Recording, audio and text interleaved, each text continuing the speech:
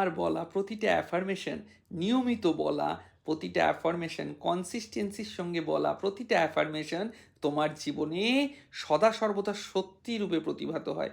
তাই অ্যাফার্মেশনগুলি অত্যন্ত বিশ্বাসের সঙ্গে তুমি বলা শুরু করো। যেমন বর্তমানে আমার উচ্চারিত প্রতিটি শব্দে রয়েছে আলো, বিশ্বাস এবং শুভ শক্তির মহাশক্তিশালী কম্পন।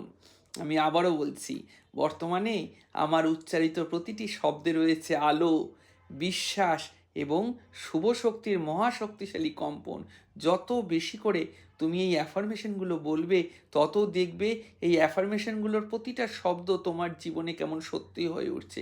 তুমি আরও বলবে, আমি এখন লিভিং প্রুফ অফ ফেইথ, যাকে দেখে মানুষ বিশ্বাস পায়, যে নিজের জীবনে অলৌকিকতা তৈরি করেছে কেবল বিশ্বাসের শক্তিতে।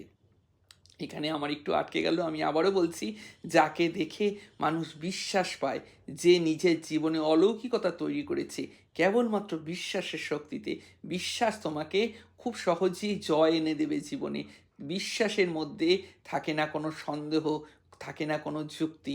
বিশ্বাস কেবলই সুদৃঢ় এবং দৃঢ় বিশ্বাস।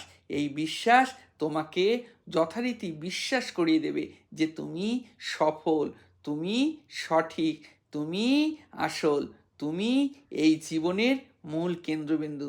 তাই বিশ্বাসের আলোয় চলতে শেখো এবং বারংবার বলতে থাকো, আমি যখন এই লিভিং প্রুফ অফ ফেইথ বলে নিজেকে মনে করি, তখনই আমাকে দেখে মানুষ বিশ্বাস পায় যে নিজের জীবনে অলৌকিকতা তৈরি করেছে কেবলমাত্র বিশ্বাসের শক্তিতে। আমার জীবনের মূলধন হলো আমার বিশ্বাস। আমার বিশ্বাসী হলো আমার বাবা, আমার বিশ্বাসী হলো আমার সৃষ্টিকর্তা, বিশ্বাসী হলো আমার সাফল্যের অগ্রদূত। আমি আমার ভেতরের শক্তিকে পরিপূর্ণ মাত্রায় বিশ্বাস করি।